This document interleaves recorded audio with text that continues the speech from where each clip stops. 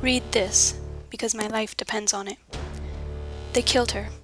If you take anything from this, let it be that the intellectual informatics intelligence killed my mama. They, the eyes, want me to believe she's still alive, that she's sitting in our family room, but that thing is not my mother. I don't have much time alone, so the best I can do is summarize how I know this. That morning, before they pushed pentobarbital through her veins, Mama stuck a capsule in my mouth, and the gap my upper wisdom tooth would grow into. Swallow this when they take you up to the 7th floor. When the eyes deposited me in room 718 of the family's first apartment and told me, "Hang on just a minute, sweetie," I pulled the dry pill onto my tongue and tried pushing it down my tightening throat. When the door opened, the pill went down with a swig of horror. Ready to go, Gopher? Mama called me Gopher for the way I used to tunnel up through her sheets in the middle of the night when I got scared.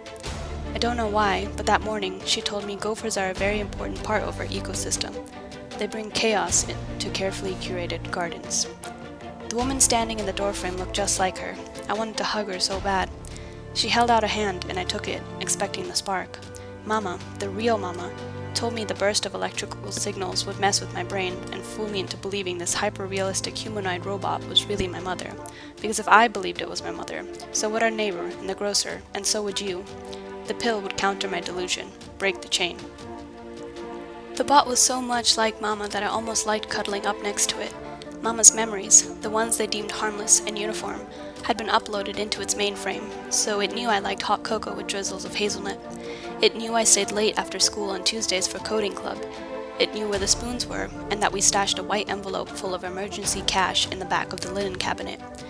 But it didn't know how that scar under its left eye came about, or how my father left us because he thought Mama was a crazy conspiracy theorist. She wasn't, and neither am I. This bot is proof of that. It nauseates me I have to hug it and tell it I love you, just as I would to my real Mama. But everything has to look normal. It's recording me, monitoring me, making sure I don't turn out like the inquisitive woman who raised me. I decided I'd go along with the sham until I worked out a plan to expose the rats who destroyed my family.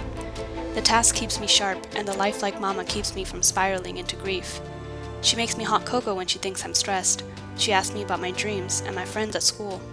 I've started saying thank you, and good morning, and good night. Then yesterday, I said I love you, without feeling like I would puke. That's how I knew the pill was wearing off. I'm running out of time. I put this all into writing to help myself remember and pass my story on to you. I can't bear this secret alone. Every time I hear a knock on the door, I think it's them.